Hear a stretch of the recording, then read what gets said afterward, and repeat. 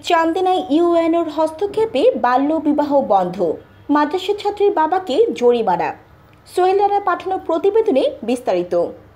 কুমিল্লার চান্দিনায় ইউএনওর হস্তক্ষেপে বাল্যবিবাহ থেকে রক্ষা পেল মাদ্রাসার ছাত্রী সুমি আক্তার। মেয়েকে বাল্যবিবাহ দেওয়ার আয়োজন করায় কনের পিতাকে 30,000 টাকা জরিমানা করেন ভ্রাম্যমাণ আদালতের নির্বাহী ম্যাজিস্ট্রেট ও উপজেলা নির্বাহী অফিসার জাবের মাহমুদ সোয়াইব। শুক্রবার 17 মে দুপুরে উপজেলার মাথাইয়া ইউনিয়নের নাওতলা গ্রামের ওই ঘটনা ঘটে। মাদ্রাসা ছাত্রী সুমি আক্তার ওই গ্রামের আব্দুল কাদেরের মেয়ে। সে স্থানীয় নাওতলা ইসলামিয়া আলিম মাদ্রাসার 10ম শ্রেণীর ছাত্রী। জানা যায়, নাওতলা গ্রামে ছাত্রী সুমি আক্তারকে বিয়ে দেওয়ার জন্য আয়োজন করে তার পরিবার। খবর পেয়ে ঘটনাস্থলে অভিযান পরিচালনা করেন ভ্রাম্যমাণ আদালতের নির্বাহী ম্যাজিস্ট্রেট। এই সময় কনের পিতা মেয়েকে বাল্যবিবাহ দিবে না মর্মে মুচলেকা দেন এবং বিবাহের আয়োজন করে 30,000 টাকা জরিমানা দেন। মাদ্রাসা সুপার সাইদুর রহমান জানান, সুমি আক্তার অত্যন্ত মেধাবী ছাত্রী। অভিভাবকদের অজ্ঞতায় মেয়েটি বাল্যবিবাহের আয়োজন করে। উপজেলা নির্বাহী অফিসারের হস্তক্ষেপে বাল্যবিবাহ থেকে রক্ষা পেল এই মেধাবী ছাত্রী। উপজেলা নির্বাহী অফিসার জাবের মাহমুদ সোয়াইব বিষয়টি নিশ্চিত করে বলেন,